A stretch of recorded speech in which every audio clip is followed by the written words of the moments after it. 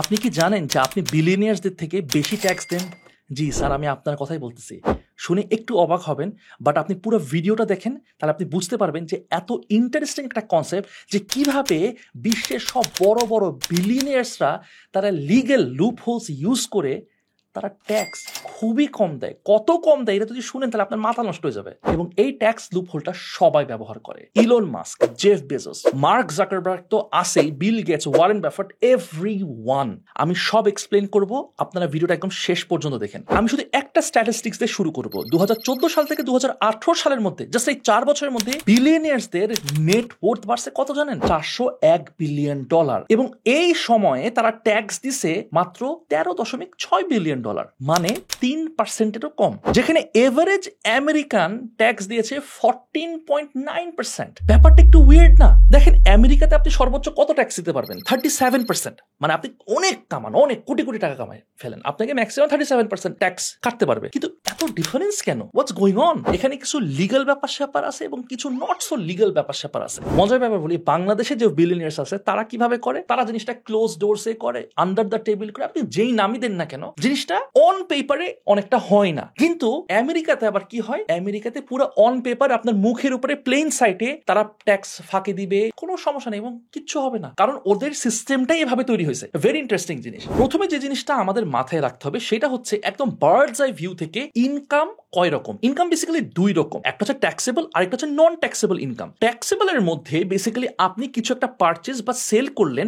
অথবা আপনার ইনকাম বা স্যালারি এইরকম টাইপের বলতে পারেন। আর নন ট্যাক্সেবল এর মধ্যে পড়ে যেমন ধরেন ইনহেরিটেন্স, বিভিন্ন রকমের ইন্স্যুরেন্স, সেভিংস, গিফটস, চ্যারিটি বা ওয়েলফেয়ার, এইসব আছে। কিছু কিছু জায়গায় রিলিজিয়াস ইনস্টিটিউশনও নন ট্যাক্সেবল এর মধ্যে পড়ে। অ্যান্ড এই যে ক্যাটাগরিগুলো বললাম, এগুলো কিন্তু আবার দেশ বা স্টেট ওয়াইজ ভ্যারি করে। সো এই জিনিসগুলো জানতে হলে আপনাকে সেই দেশের, সেই স্টেটের, সেই সিটির ট্যাক্স লসগুলো ভালো মতো জানতে হবে। এবার চলেন একটা মজার কথায় চলে আসি। ধরেন আপনি প্রচুর ইনকাম করেন, অনেক অনেক অনেক কোটি কোটি টাকা ইনকাম করেন, আপনাকে সর্বোচ্চ 37% ট্যাক্স কাটতে পারবে ইউএস গভর্নমেন্ট। ওকে, কিন্তু আরেকটা টার্ম আছে, এটার নাম হচ্ছে ইফেক্টিভ ট্যাক্স রেট। মানে দিন শেষে আসলে কত টাকা, মানে আমি সিম্পলিফাই করতেছি, দিন শেষে আসলে কত টাকা দিতেছে। 2014 সাল থেকে 2018 সালে জেফ বেজোসের ইফেক্টিভ ট্যাক্স রেট কত ছিল আপনার ধারণা কি হইতে পারে? বলবো 0.98%।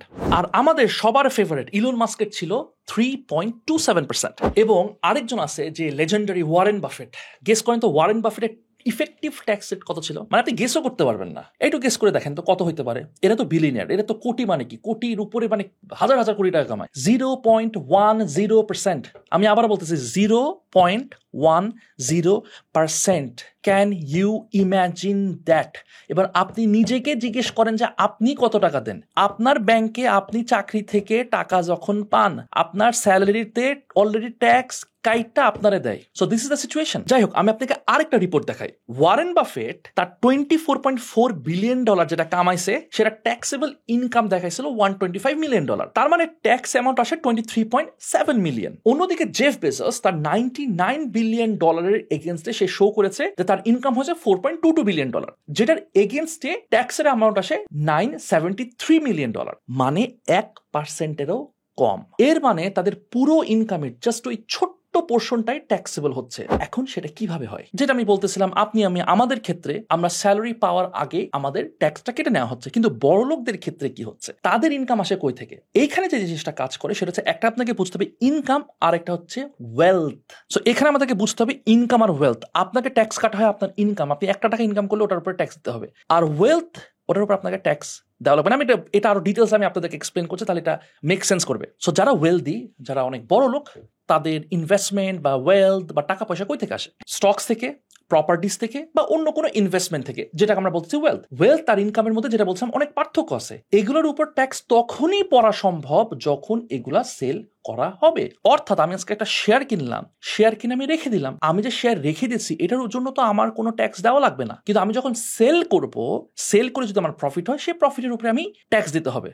as simple as that, right? আচ্ছা, আরেকটা বিষয়, এই যে জেফ বেজোস বলেন, বড় বড় যারা বিলিয়নিয়ার সিইওস আছে, তারা কি স্যালারি নেয় না? যেহেতু তারা $বিলিয়ন ইনকাম করতেছে বা তাদের এত বড় বড় কোম্পানি, তাদের তো অনেক টাকা নেওয়া উচিত স্যালারি, তাই না? তারা যখনই স্যালারি নিবে তখনই কিন্তু তাকে ট্যাক্স কাটবে। So what they do is that, তারা স্যালারি খুবই কম নেয়। বিশ্বাস করবেন কিনা, জেফ বেজোস স্যালারি নেয় $80,000 পার ইয়ার। 80,000 মানে ডলার পার, এটা কোনো হইলো? তার কোম্পানিতে আরো বহু এমপ্লয়িজ আছে, তার 80,000 থেকে কয়েক গুণ বেশি দেওয়া লাগে, কিন্তু ওয়াই ইজ হি টেকিং $80,000? শুধু তাই না, স্টিভ জবস, এইচপির ফর্মার সিইও মেগ হুইটম্যান, গুগলের co-founder Larry Page, Sergey Brin, ফেসবুকের মার্ক জাকারবার্গ, এরা সবাই স্যালারি নিত বা নিচ্ছে $1 মাত্র $1। মানে এখন যদি রেট কত, $120 বা $124। এটা নিয়েও আমি একটা ভিডিও বানাইছিলাম অনেক আগে। আমার one of the first videos ছিল যে কেন সিইওরা হচ্ছে $1 করে মাত্র স্যালারি নেয়।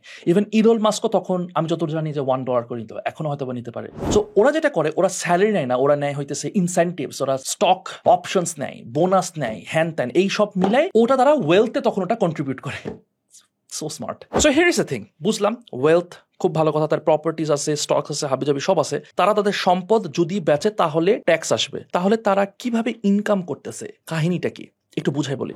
এইখানে বিলিয়নারদেরকে 2 হাত একদম বাড়ায় হেল্প করতে চলে আসে দ্য হোল ব্যাংকিং সিস্টেম। তারা কিভাবে টাকা তুলে এবং কিভাবে ইনকাম করে, আমি আপনাদেরকে সব গোমর আজকে ফাঁস করে দিব। ওকে, ধরেন আপনি একজন চাকরিজীবী, আপনার বেতন 30,000 বা 40,000 বা 50,000 ধরলাম। আপনি ব্যাংকে লোন নেবেন, কার লোন নেবেন, হয়তো আপনাকে বলবে যে কি না আপনি মনে হয় সুইটেবল না, দিব না, বা হোয়াট এভার। বলার উদ্দেশ্য হচ্ছে যে আপনি প্যারা খাবেন, হয়তো আপনাকে দিব না। যদিও আমি একদমই লোন সাপোর্ট করি না, এটা আমি একটু ক্লিয়ার করে রাখি। Never ever say no to সুদ, say no to interest for ever. But আমি জাস্ট বোঝানোর জন্য বলতেছি যে এই পুরো ঘটনাটা ঘটে কিভাবে। আপনাকে কি করা লাগবে, এই ডকুমেন্ট দেন, হ্যান ত্যান, এই দেখান, ওই দেখান, কত কিছু। কিন্তু আপনি যদি বিলিয়নার হন, তখন বিলিয়নার যদি হন, তাহলে ব্যাংক কি করবে, আপনার কাছে লাফাই এসে বলে ভাই লোন নেন না, কত টাকার লোন লাগবে, 1 মিলিয়ন লাগবে। ও না 1 মিলিয়ন না, আপনি 10 মিলিয়ন নেন, আপনি 20 মিলিয়ন নেন, আপনি 50 মিলিয়ন নেন না, প্লিজ আরো নেন, কোনো সমস্যা নাই। আমি একটা এক্সাম্পল বলি, ল্যারি এলিসন, উনি জাস্ট কয়েকটা শেয়ার দেখায় ব্যাংকের থেকে লোন নিয়েছিল $9.7 বিলিয়ন। $9.7 বিলিয়ন, বুঝতে পারছেন? ইলন মাস্ক গত বছরে $550 মিলিয়ন লোন নিছে টেসলার কিছু শেয়ারের এগেইনস্টে। নাও দ্য রিয়েল কোয়েশ্চেন ইজ যে ব্যাংকরা কেন লোন দিতেছে, কেন? একদম ইজি লজিক যদি বলি, ভাই এরা বিলিয়নিয়ার, এদের কাছে $1 মিলিয়ন কিছুই না, তার উপর আবার ইন্টারেস্ট দিবে এবং দে আর রিলায়েবল। তো আমি ব্যাংক হিসেবে আমার জন্য তো ভালোই, অবশ্যই দে আর ভেরি রিলায়েবল, তাই না? আসলে ব্যাপারটা এমনও না যে এটা তাদের পকেটে আছে, ইটস দেয়ার অ্যাসেটস। হ্যাঁ, it's their assets, it's their wealth. তারা তাদের ওয়েলথের এগেইনস্টে কিন্তু লোনগুলা নিচ্ছে।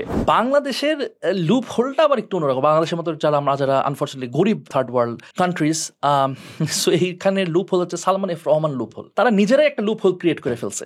ঋণ নিতে নিতে বাংলাদেশের ব্যাংকিং সেক্টর থেকে 36,000 কোটি টাকা সে লুট করছে শুধুমাত্র এই দরবেশ বাবা সালমান এফ রহমান। তার এগেইনস্টে ব্যাংকাররা আপিল করতে গেলে সেটা রাজনৈতিক পাওয়ার দিয়ে আটকাই দিত সে। বাংলাদেশ ব্যাংক থেকে লোন নিয়ে সেই টাকা পরিশোধ না করে রিস্কিডিউল করতে করতে পরে যে পলিটিক্যাল পাওয়ার খাটায়, পরে আস্তে আস্তে you know what happens. And bank থেকে নেওয়া যে টাকাটা লোন হিসেবে নেওয়া হয় বা বরোড মানি, এটার উপর তো কোনো ট্যাক্স পড়বে না।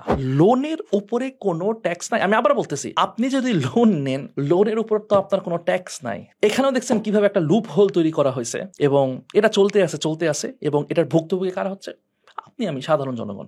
সব বড় লোকরা যেটা করে, আমাদের দেশের নিজেদের অ্যাসেট নিজেদের হাতে রাখে, গ্রো করাতে থাকে, নিজেদেরকে স্যালারি দিবে কম, আর নিজেরাই নিজেদের গ্রোয়িং অ্যাসেটের শোকেস করে ব্যাংক থেকে লোন নিয়ে ল্যাভিশ লাইফস্টাইল কাটা থাকে। ছেলে মেয়েদেরকে বিদেশে পাঠায়, দেশের বাইরে লাক্সারিয়াস গাড়ি বাড়ি এগুলা করে, আর আপনি আমি সাফার করি। এই তো। আমি এইসব বলে আপনাদেরকে সত্যি কথা বলতে ডিপ্রেস করতে চাই না, নিজেও অনেক ফ্রাস্ট্রেটেড, বাট আমি চাই না যে আমরা আসলে হাল ছাড়ি। দেখেন ভাই, দিন শেষে দেশটা আমাদেরই।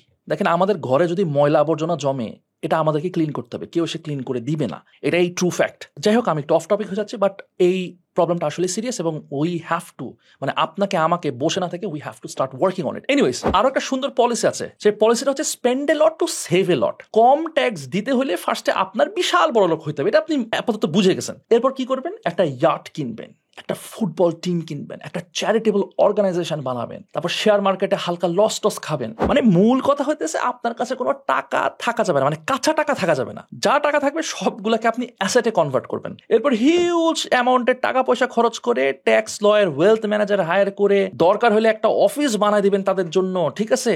যাতে করে কোনোদিন যদি সরকার আপনারে ধরতে আসে, এরা যেন একটা লুপ হোল বের করে ফেলতে পারে। আগে আমি বলতেছিলাম যে দেখেন ভাই, ইনকাম আর ওয়েলথ এই জিনিসটা একটু বুঝেন। ইনকাম একটা জিনিস আর ওয়েলথ আরেকটা জিনিস। এটা কিন্তু সেম না। আপনি যত ইনকাম থেকে ওয়েলথ মানে আপনার ইনকামকে ওয়েলথের দিকে কনভার্ট করতে থাকবেন তত আপনি ট্যাক্স বেনিফিটস পাবেন। এইভাবেই সিস্টেমটা তৈরি করা হয়েছে এবং এমন না যে শুধু এটা ওদের জন্যই বরাদ্দ, আপনিও কিন্তু করতে পারবেন। ইটস জাস্ট আপনার বেনিফিটসটা কম হবে in proportion to them because তাদের বিশাল বড় অ্যামাউন্ট, 1%ও না আমাদের যে অবস্থা আর কি, রাইট? তো যাই হোক, আরেকটা কাহিনী আছে, আমি আপনাদেরকে একটু বলি। ধরেন আমি যদি স্টক, আমার কাছে শেয়ার আছে হোয়াটএভার, আমি এটা যদি বিক্রি করলে যদি আমি প্রফিট করি তাহলে ওটার উপর আমার ট্যাক্স দিতে হবে। কিন্তু আমি যদি চিন্তা করি তাদের মতো করে, না আমি তো ভাই ট্যাক্স কিভাবে কমানো যায়, এখানেও একটা ওয়ে বের করে ফেলছে এবং এটার নাম হচ্ছে লস হারভেস্টিং প্রসেস। আপনি স্টক বেচলে যত টাকায় আপনি বেচতেছেন তত টাকার উপরে ট্যাক্স আসবে না, ট্যাক্স আসবে জাস্ট প্রফিটের উপরে। সিম্পল হিসাব। সো এইটারে বলে ক্যাপিটাল গেইন ট্যাক্স। একটু বুঝাই বলি, আপনারা অনেকে আছেন যারা শেয়ার বা ট্যাক্স বা এই জিনিসগুলো আপনারা অনেকে, এটা খুব বেসিক জিনিস, বাট আমি তাও একটু বুঝাই বলি যে এটা খুবই খুবই ইজি একটা কনসেপ্ট। ধরেন আপনার অ্যাপেলের স্টক ড্রপ করছে, আপনি লসে সেটা সেল করে দিলেন, সেটা সেল করে এবার আপনি একই পরিমাণের মাইক্রোসফটের স্টক কিনলেন। দেখেন অ্যাপেলের গুলা লসে সেল করছেন সেটা ট্যাক্সে দেওয়া লাগে নাই, কিন্তু মাইক্রোসফট গুলা প্রফিটে সেল করলে টাকা দেওয়া লাগবে। বাট আপনি যদি চালাকভাবে এই সেল আর এই বাই করার টাইমিংটা ধরতে পারেন তাহলে দেখবেন যে আপনার যে ট্যাক্স দেওয়ার কথা তার থেকে অনেক কম ট্যাক্স দেওয়া লাগতেছে।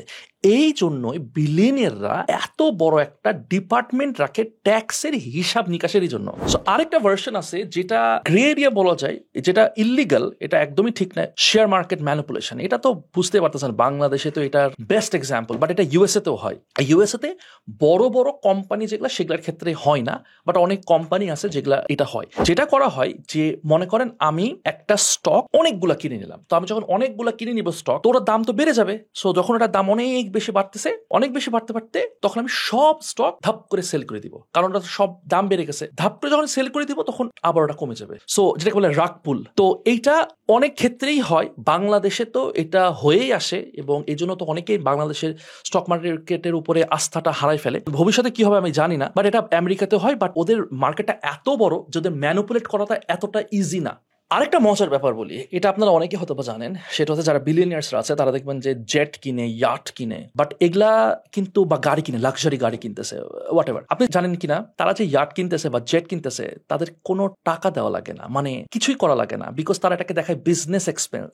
বুঝতেছেন, বিজনেস এক্সপেন্স দেখাইতেছেন এবং এটা পুরো লিগালি করে তারা, এবং এটা অনেক পপুলার, আপনারা অনেকে জানেন। But this is something you can do when you have lots and lots of money. এখানে আমি যদি ফ্লিপ করি কয়েনের আরেকটা যে আমেরিকাতে একজন ট্যাক্স কোড নিয়ে কাজ করে, তিনি একটা কথা বলছে যে, দেখো এই যে ট্যাক্সের যে লজ এন্ড হোয়াট নট, তোমার কি মনে হয় এটা কে বানাইছে? এটা কি তোমার কাছে মনে হয় যে একজন চাকরিজীবী বানাইছে নাকি একজন বিজনেসম্যান বানাইছে? তোমার কি মনে হয় যে সেই ব্যক্তি কাকে ফেভার করবে, যারা চাকরিজীবী তাদেরকে নাকি যারা বিজনেস করে? এটা একটা পার্সপেক্টিভ। আর একটা পার্সপেক্টিভ আছে, সেটা হচ্ছে দেখেন ম্যাক্সিমাম এন্টারপ্রেনার্সরা কিন্তু এবং এন্টারপ্রেনারশিপ কিন্তু ফেল করে 90% টাইমে বিজনেস কিন্তু ফেল করে। সো এইটা একটা ওয়ে তাদেরকে ইনসেন্টিভাইজ করা। একটা ইকোনমি কখন গ্রো করবে, যত বেশি ইনভেস্ট কেউ করবে, ব্যবসা যত বড় হবে তত ইকোনমি বড় হবে। এটাও একটা সর্ট অফ বলতে পারেন গভর্নমেন্টের থেকে একটা ইনসেন্টিভ, যাতে করে তারা রিস্ক নেয়। যারা চাকরি করতেছেন তারা যতটুকু রিস্ক নেন, যারা এন্টারপ্রেনার্স আছে তারা অনেক বেশি রিস্ক নিতেছেন। যেমন লস হইলে তাকে লস নিতে হবে, লাভ হলে তাকে লাভ হতে হবে, এবং 90% এন্টারপ্রেনার কিন্তু ফেল করে। সো এটাও একটা পার্সপেক্টিভ, আমাকে একটু ফেয়ার থাকার জন্য এই জিনিসটাও শেয়ার করাটা দরকার আমি মনে করি। তবে কোনো অংশে আমি এটা বলবো না যে আপনি ইলিগালি কোনো কিছু একটা করেন, যেমন স্টক মার্কেট ম্যানিপুলেশন। এটা কোনো রকমই ইনসেন্টিভ, এটা ওয়ার্স্ট, এবং এটাও গভর্নমেন্ট সাপোর্ট করে না। আমি কোনো গভর্নমেন্টই সাপোর্ট, যদি কোনো গভর্নমেন্ট সাপোর্ট করে আমি বলবো যে কি এই গভর্নমেন্টের কোনো সমস্যা আছে। I hope that's clear. আমি যদি ইলন মাস্কের এক্সাম্পল দিই, ইলন মাস্ক আমি যতটুকু বুঝি যে সে ইলিগাল বা বাজে বা ফালতু কোনো অ্যাক্টিভিটি করে না, মানে এমন কিছু যেটা কিনা মানুষের ক্ষতি হোক, বা Warren Buffett, same Jeff Bezos, যতটুকু জানি। বাট পলিটিশিয়ানস এর ক্ষেত্রে কথাটা কিন্তু ডিফারেন্ট, তারা আসলে এমন কিছু করে যেটা জনগণের হার্ট হয়। সো ওটা তো টোটালি আনএক্সেপ্টেবল। বাট আমি জাস্ট বলতেছি there are legal ways, not so legal, grey area, illegal. আমি সবগুলো এখানে আশা করি শেয়ার করি, যাতে করে আপনাদের বেনিফিটেড হন, আপনারা ক্লিয়ারলি বুঝেন যে what goes on. So thank you very much for watching this video. যাওয়ার আগে একটা কথা বলবো ভাই, যেদিন বিলিয়নিয়ার হয়ে যাবেন ভাই, সেদিন কিন্তু আমারে ভুলেন না, আমার কথা মনে রেখেন। অলরাইট, সো টেক কেয়ার, যে যেখানে আছেন সাবস্ক্রাইব করতে ভুলবেন না, এবং দেখা হবে নেক্সট ভিডিওতে। টিল দেন টেক কেয়ার, আসসালামু আলাইকুম।